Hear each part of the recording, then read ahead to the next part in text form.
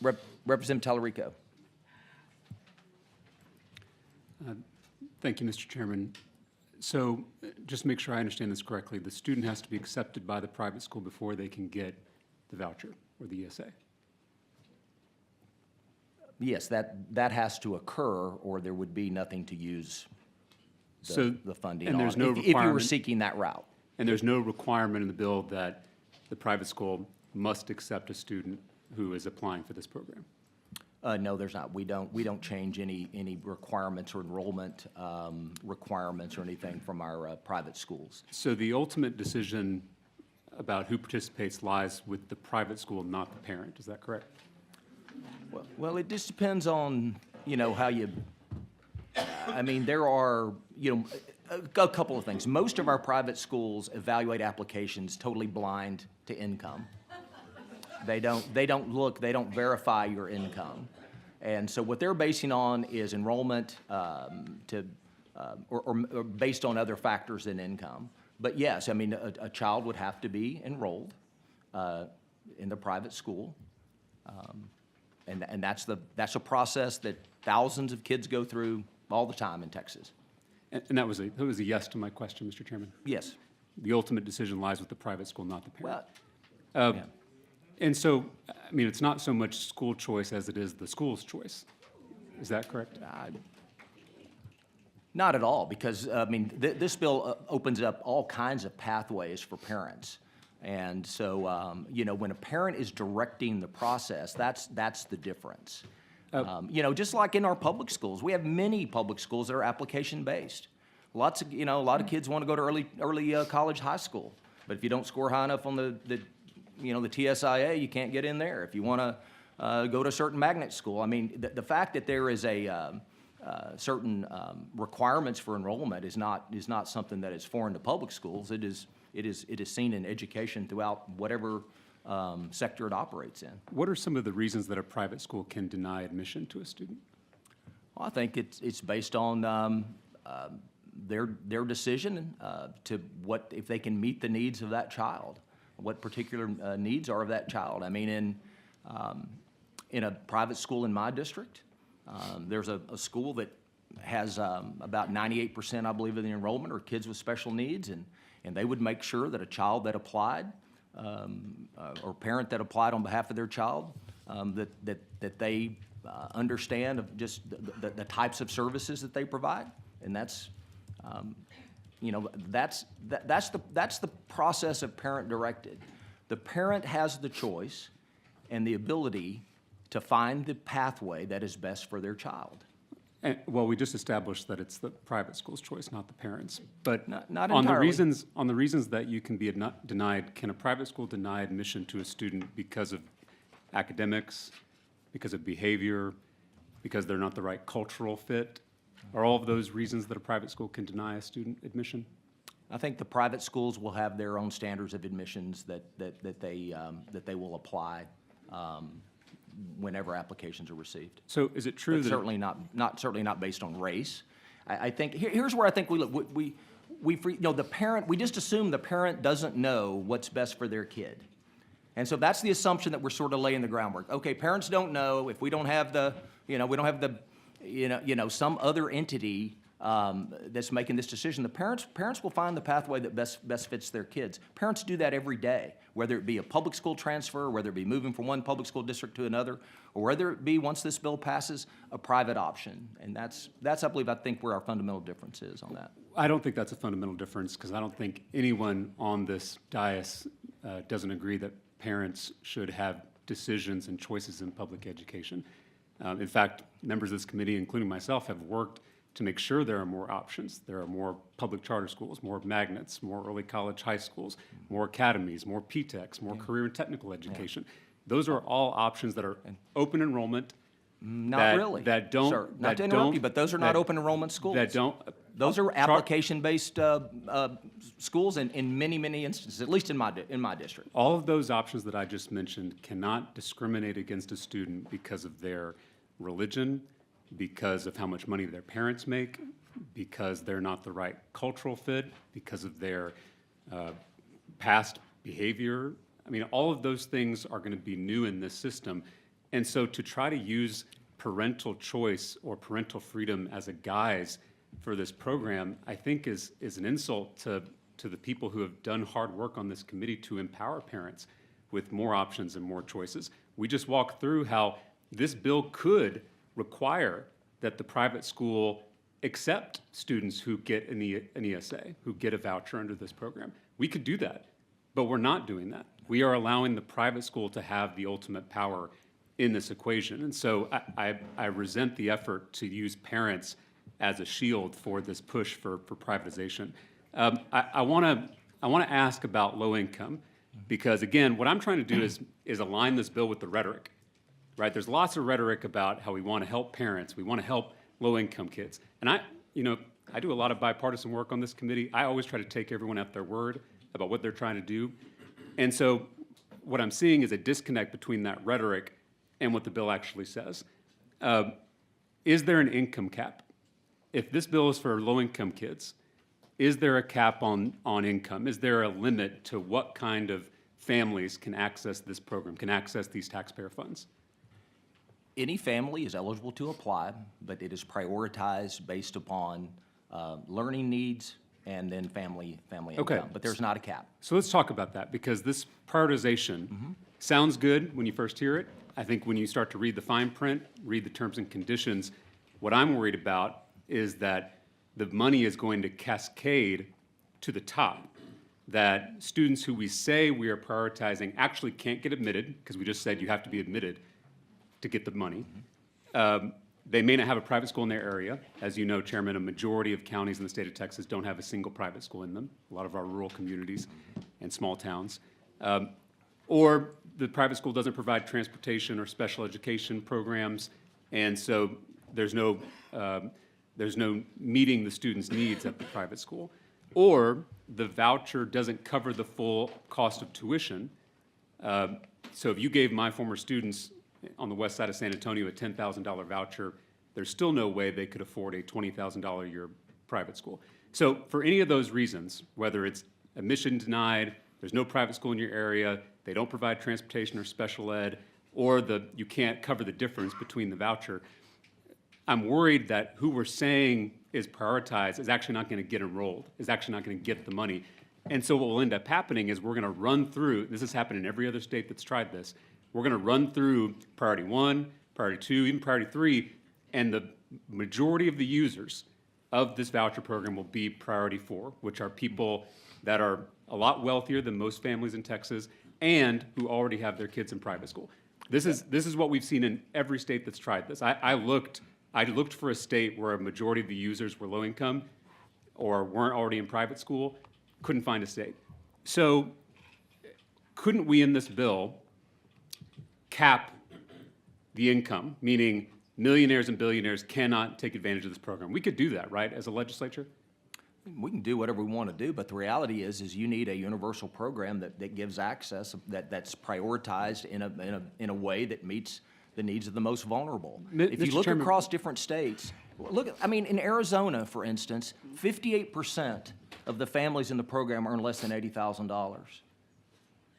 I mean, it's just fact, and I think the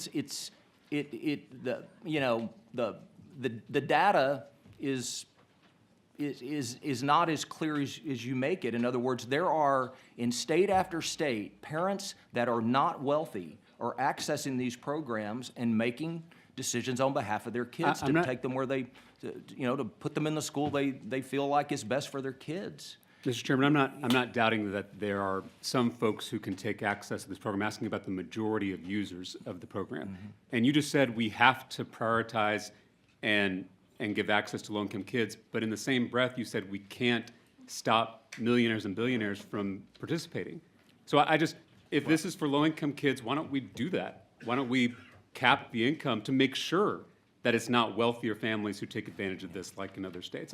I don't understand why we wouldn't just put that in the bill if that's our true intention. Well, the bill is prioritized based on income. And, the reality is that you will see parents exercising their right to act on behalf of their kids. And really, I don't really I'm not making an accusation, but the inference that simply because you're not wealthy, that you can't access these programs, or you're not up, that somehow lower income families won't do this is just not true. Lower income families will apply and do apply all over the country and access these programs to provide what's best for their kids. And so it's, look at that. Income, in reality, it is mixed all over through all our different school systems. We have school systems, public schools that are very, very wealthy, and some that are others. And the fact is that, there will always be rich people that go to public schools. And I would argue that there are more millionaire, billionaire kids going to public school than there ever will be in private school through this. Because I know the private schools in my district, I know the kids that go there, and many families are struggling and foregoing vacations, college savings for retirement, to do things to make sure their kids in the best environment. So this is, I think, gets to a key point. Are kids who are already in private school eligible for this program? Yes. So if all the rhetoric around this bill is helping kids who are in struggling public schools go to elite private schools, because that sounds great. It's not my rhetoric. So, well, maybe not be your rhetoric, No, but it's the people my pushing this rhetoric bill. is helping families provide the best option for their kids. And I just view kids as kids.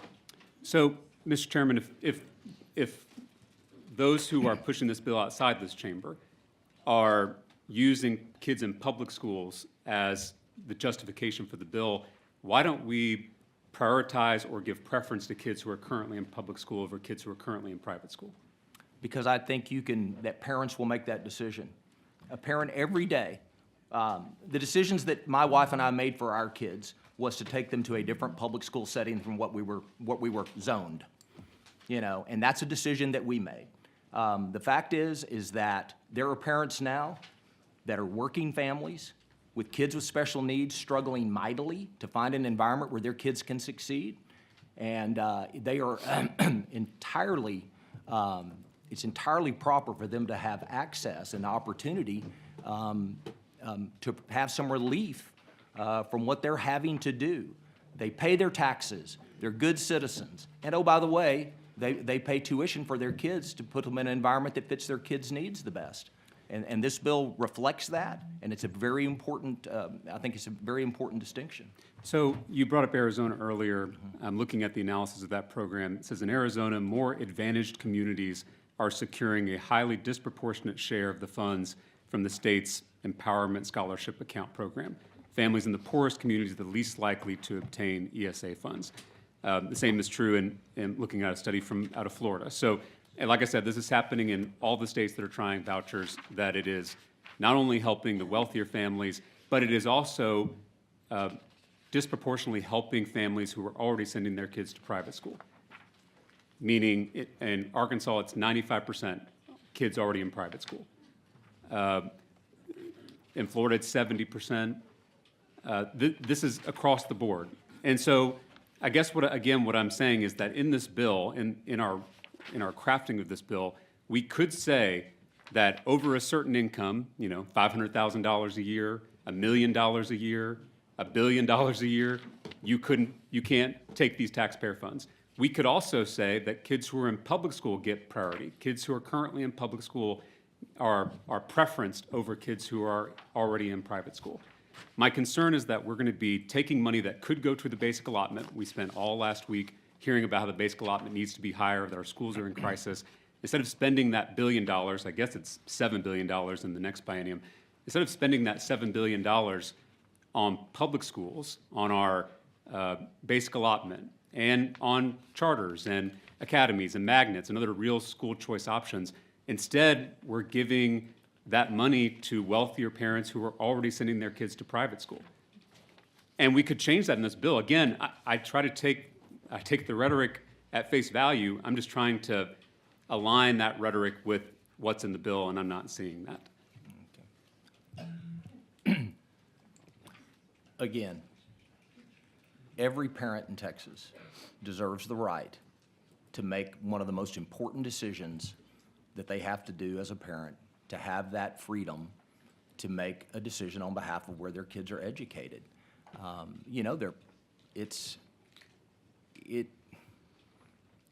You know, I just want, and the intent of the bill is just to look at kids as kids.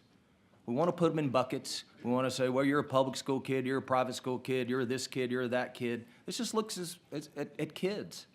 And you know, and I don't have a microscope into the inner workings of every family. And I can tell you there are parts, and right now, after 4 years of runaway inflation, there are families that earn $120,000, $150,000 a year, and you have 4 or 5 kids. It's a struggle. I mean, that's not, you know, it's not, you know, it's not always, it's difficult for us to make those judgments. But I do know that I trust parents to make the best decision for their kids.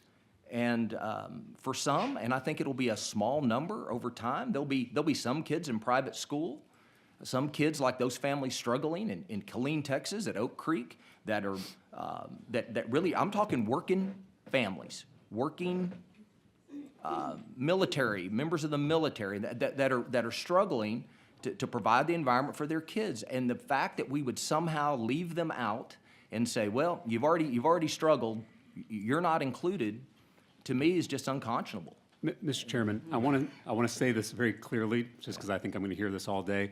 I also think parents should be the ones making decisions for their kids. Yeah. I doubt anyone on this committee disagrees with that. What I'm saying is a family making over $500,000 a year shouldn't get my taxpayer dollars to make that decision. I'm not trying to prevent them from making a decision. Is anyone on this dais proposing that we make it illegal to go to a private school? I'm not proposing that. I don't think anyone here is proposing that. What we're talking about is, are we sending our limited, precious taxpayer dollars to the wealthiest families in the state who are already sending their kids to private school? And if you say that's not the purpose, then put it in your bill. 75% of the prioritizations levels are families earning $160,000 or less. 75%. Again, prioritization is not enrollment. We just established that. Yeah. You can say someone is prioritized, that they're eligible. That doesn't mean they can actually get in. Again, the prioritization is, in a lot of states, is window dressing, because what matters is who actually gets the funds, who actually gets admitted, or who's already been admitted, right? It's much easier to get these funds if you already have your kids in private school, because you've cleared the biggest hurdle. Yeah. And so that's, again, why the majority of states have seen the majority of the funding goes to wealthier parents who already have their kids in private school. And I'm just saying, you oftentimes bring up these more sympathetic cases. And again, if this bill was limited to low-income people or even middle-class people, then we could have that conversation. But do you think that our taxpayer fund should go to a family making over $500,000 a year who's already sending their kid to private school? I think parents deserve the right to make that decision. No, that's not my question. That's not my question. And Mr. Chairman, you and I have worked closely together. You're my friend. Yeah. I know your heart is for kids. I do. I'm just trying to, I really want an answer to this question. Do you think our taxpayer dollars should go to a family making over $500,000 a year who are already sending their kids to private school? Because that's the question, not a low-income family. We could have that conversation. Not even a working-class, middle-class family. We could have that conversation. But your bill allows for literally millionaires to take money that could go to public schools to subsidize their private school tuition. Are you okay with that, or should we work on that part of the bill? I think parents deserve that right, and I think the bill is prioritized to make sure that that those kids that we can all agree are the most vulnerable are prioritized to receive the assistance. And you know, as about sympathetic characters, that is, well, I don't really know, and I know you don't mean it that way, but you know, it's a real thing. It's a real thing when a family struggles. Of course. It is, and I also, I don't, like I said, I don't have a microscope into the lives of every family. And I think that it's a red herring to talk about millionaires and billionaires accessing this, because, you know, and I think you'll hear testimony later today that will dispute the fact that these end up in the hands of rich folks. We know that you will hear from families that were working families and others that are just folks out there trying to make a living that just need a different option for their kids Do you think people making over $500,000 a year are struggling? Not as much as some. Yeah, I agree with that. Thank you, Mr. Chairman. Those are my questions. I just, the last thing I'll say is this is our sixth hearing on vouchers in 2 years. We have not had 6 hearings on teacher pay. We have not had 6 hearings on student discipline. We have not had 6 hearings on student mental health. We've not had 6 hearings on arts education, something that you and I are very passionate about. But this is our 6th hearing on vouchers. And so I want to say something that I think everybody already knows, which is that there are very powerful forces pushing this issue on us. This is not about education, it's about politics. And Mr. Chairman, I am not doubting your sincerity bringing this particular bill. I'm not. I want to talk about just this issue of vouchers generally, because no other issue comes with this level of bullying, this level of bribing, this level of billionaire backing. 6 of our colleagues sacrificed their seats over this issue. 6 of the finest legislators I know, including one of my best friends in the legislature, one of my legislative classmates, Chairman Reggie Smith. There were only 2 people in our legislative class because Reggie and I were both elected in special elections. He always said he was the valedictorian of our class, and I was the salutatorian. We were in different parties. We disagreed on a whole lot, but we both supported our public schools, and for that, he was targeted. Along with 5 of our other colleagues, he was buried under a mountain of big lies and big money, and all of that because of this issue. I've never had so many colleagues, including Republican colleagues, including some who are signed on this bill, privately tell me they hate this issue because it is not about education, it's about politics. There are powerful forces trying to dismantle public education in this state and across the country. As a former public school teacher, as a product of Texas public schools, I can't stay silent. I won't stay silent. And honestly, I'm so glad to see so many Texans here at their state capitol who refuse to be silent as well. And so I'm looking forward to a passionate debate about this because I do think this is maybe the most consequential policy that I've ever seen come through this body in my 4 terms. Thank you, Mr. Chairman. All right.